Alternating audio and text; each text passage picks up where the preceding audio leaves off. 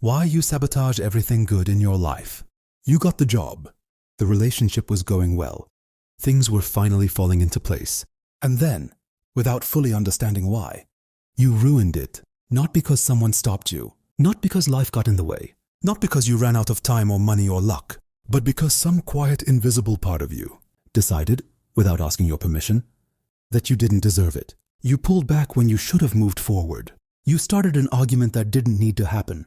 You missed the deadline, ignored the call, pushed away the person who actually cared. And then you stood in the wreckage and told yourself the story you always tell, that this is just who you are. This is called self-sabotage, and it may be the most human thing there is.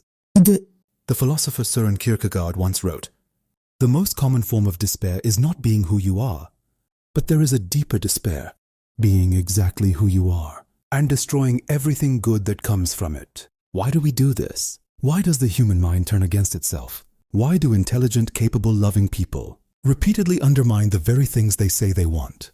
And more importantly, can we stop? To understand self-sabotage, we have to go somewhere most people refuse to go. Not into productivity systems, not into morning routines or discipline hacks. We have to go inward, into the part of the mind that most of us have spent our entire lives trying to avoid. Sigmund Freud was the first to name what he saw there.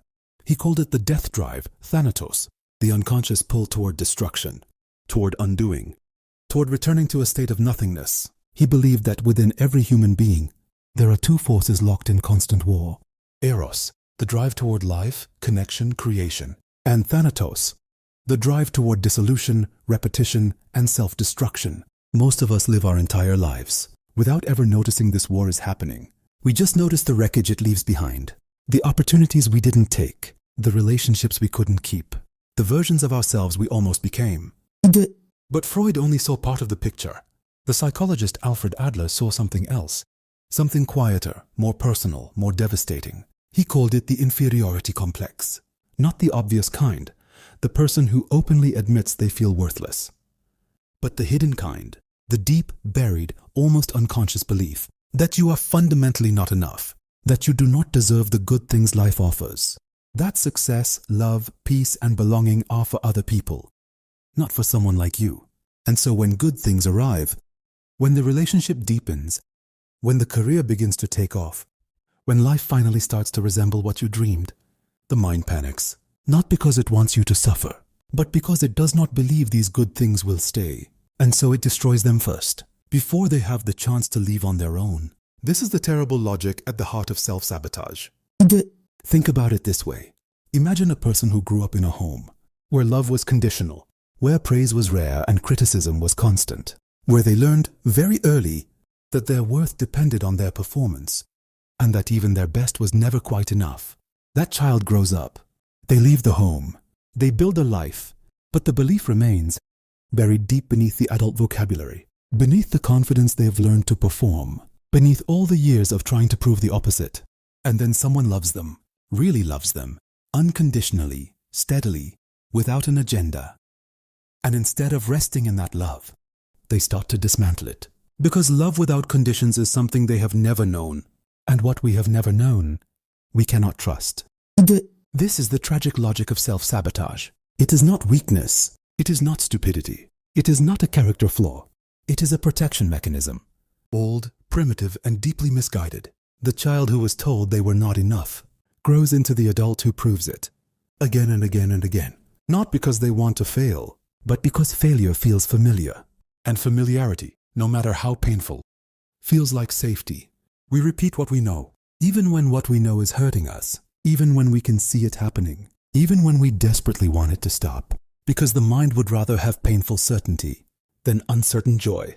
The Stoic philosopher Epictetus was born a slave.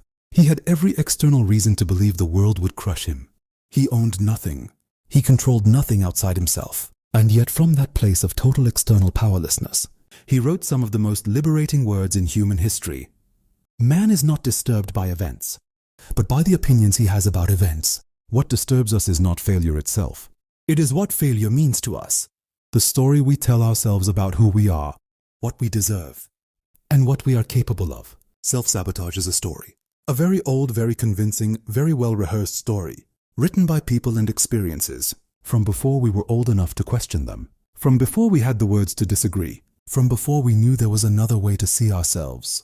And we have been living inside that story ever since, mistaking it for reality, mistaking it for truth, mistaking it for who we are. Carl Jung spent his life studying what he called the shadow, the parts of ourselves we refuse to look at, the aspects of our psyche we have buried, denied, or simply never examined. But Jung also spoke of something he called the wounded self, the part of us that was hurt so early and so deeply that it built walls around itself to survive, walls that protected us then, walls that imprison us now. These walls keep out the pain, but they also keep out the joy, the love, the success, everything we say we want but cannot seem to keep. The tragedy is not that we were wounded. Almost everyone was, in some way. The tragedy is that we keep reopening the wound ourselves, because it is the only landscape we truly know, because pain at least is familiar, because the wound has become our identity, and we are terrified of who we would be without it. Nietzsche wrote, "One must still have chaos within oneself to be able to give birth to a dancing star. The chaos is not the enemy. The restlessness, the contradiction, the darkness within, these are not flaws to be eliminated.